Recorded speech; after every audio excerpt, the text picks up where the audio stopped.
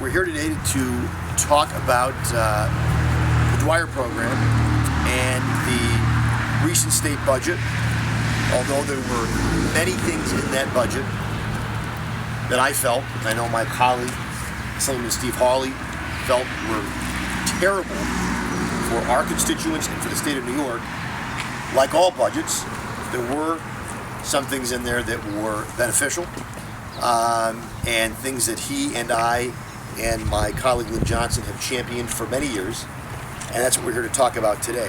For the second year in a row, might be more than that, but for at least the last 2 years, the governor, when he released his budget, he eliminated the Dwyer program, zeroed it out, cut the funding. It was $3.5 million the last several years.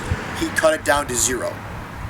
And for the second year in a row, it was the Republican conference in the Senate and the Assembly who stood up very loudly and said, not only should this funding be restored, but it should be made permanent and it should be increased. And our conference has been calling for that for a number of years.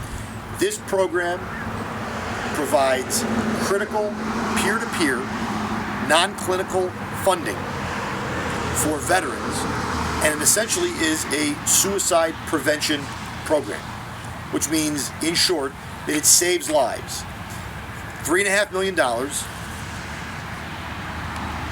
previous budgets were under $200 million, $173 million in 2019, $190 billion in 2020.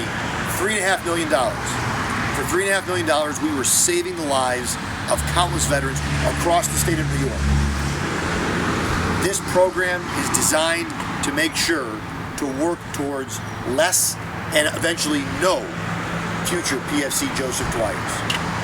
We don't want veterans to survive combat, to go overseas and defend our way of life, to come home and not be able to survive civilian life here in the United States. The budget went from, as he said, 190, I call it 178 billion, up to $212 billion. And the senator mentioned receiving from Uncle Joe, if you will, $12.6 billion. That leaves a huge hole for all of us taxpayers next year, because that $12.6 billion will not be there. Businesses don't operate that way, and the state of New York shouldn't operate that way either. And this will help each and every day to keep veterans on the straight and narrow back into members of society. Veterans should not have to go to Albany every year and negotiate and beg for this funding. Nor should our counties, like Orleans County, have to wonder if they're going to get the money each year going forward. They should know that this money is here, it's permanent, and our veterans should know that. I want to thank Nancy and Orleans County for all the hard work they do. Jack, thank you for what you're doing. But again, I want to thank my colleague, Steve Hawley.